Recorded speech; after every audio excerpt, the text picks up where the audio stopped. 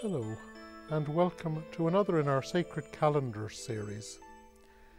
With me today is Dr. Mary Cunningham, who is going to take us through one of the great icons used in the Orthodox churches for Christmas. Christmas, the Nativity, the Genesis. Mary, welcome. Thank you. Before we start talking about the icon of the Nativity, can you just say briefly something about the role of icons in the Orthodox churches? Yes, well, icons both serve to guide the faithful in prayer. They are a focus of veneration and meditation on a particular holy subject or theme, a scene in this case. But they also serve to teach the faithful the meaning of the feast, as in this case. All the major important themes in the feast are brought out in this icon so as to teach us its meaning. Here is the icon of the Nativity. It's a modern icon. It was produced in Cyprus about 5 or 6 years ago, but it follows the standard form. So Mary, would you talk us through it? Yes, we see here the major elements in the story of the Nativity of Christ, as told in the Gospel of Luke and in Matthew, of course.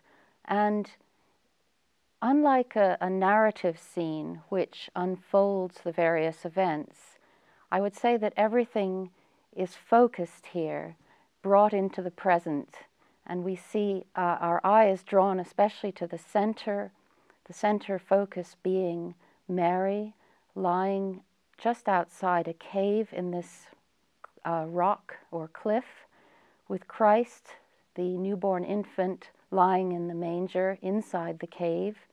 The ox and the ass are there looking on. That's an allusion to Isaiah 1:3. The ox knows his owner, the ass his master's crib. Another thing I'd like to say is that aspects of the Orthodox tradition are included in this. There is reference here to an apocryphal text, the pseudo-Gospel of James, or Protevangelium of James as it's known, which was a 2nd century text which elaborated more details in the story, such as the fact that Mary and Joseph found a cave in the wilderness where she gave birth. Not an inn, as we hear in Luke's Gospel. Around that central focus, which is conveying that amazing fact that God has come into the world as an infant child and been given birth by the Virgin Mary, we see other elements in the story. On the top left there, the angel is telling the shepherd the good news, and on the right, the Magi are approaching on their horses from Persia. There are angels above. A light coming down from heaven signifies the divine light shining directly on Christ, who is divine. And below, we see Joseph. He often is shown in these icons looking quite disconsolate, quite upset, if you like. And I think this reflects a tradition in the Church which is actually elaborated in many liturgical homilies and hymns, where he questions what's happening and has conversations with Mary and has to be reassured. That's, of course, also alluding to the story as it's told in the Gospel of Matthew, which focuses much more on Joseph and his feelings.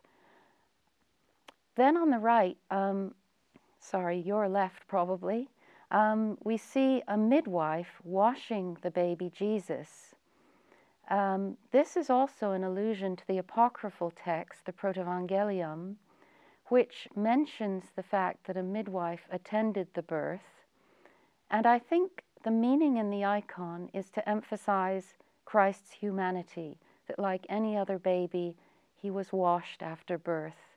He was held by a midwife. So the important thing in this feast and in the icon, as it's shown here, is to emphasize this huge paradox that lies at the heart of Christian doctrine, that Christ is both God and man. This is the moment that he came into creation, took on the body of a human being, and was born in the cave.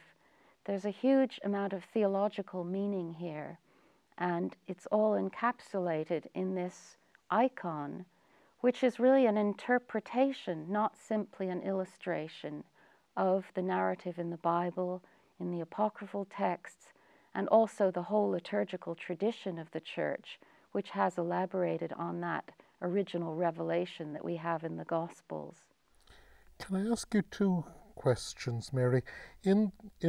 For many people watching this video will be Western Christians, and they will think of the three kings coming from the east, but in the icon they're shown wearing Persian caps. Mm-hmm. Can you just comment on that? Yes, I think the Orthodox tradition, of course, there's no mention of them being kings in Matthew. Of course. That's a sort of accumulation of tradition that occurred in some parts of the Church. But the Orthodox tradition tends to emphasize more that they were wise men. And they're often seen as symbolizing the Gentiles, that this is the gospel, the good news of Christ reaching people other than the Jews. Also, there's emphasis on their wisdom, that they received the truth by witnessing this miracle, this event that occurred in the cave with the incarnation of Christ, but they were also versed in their wisdom, their philosophical tradition.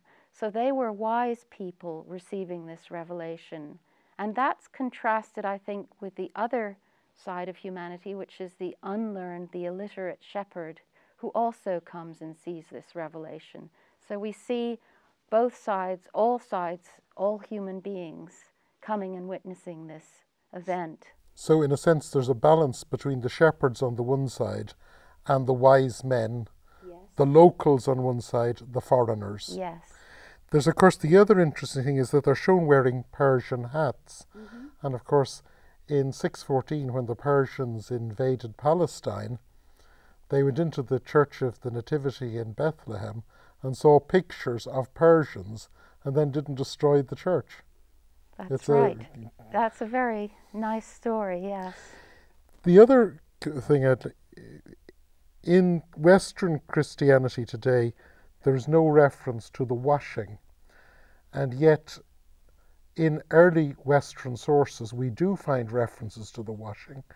And it was to draw out this important point that it wasn't just the Son of God pretending to be a human being, but he actually got messy and bloody and became truly a human being, like us in all things but sin.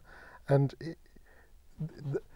that's a story that's no longer told in the West, but that theological truth is still affirmed in the East. Yes, I think so, and that's the emphasis here. There's one other aspect of the story of the midwife that I didn't mention, which is that in the apocryphal Gospel of James, that is attributed to James, she is shown testing after the birth, examining Mary, as it were, and seeing that she remained a virgin after the birth.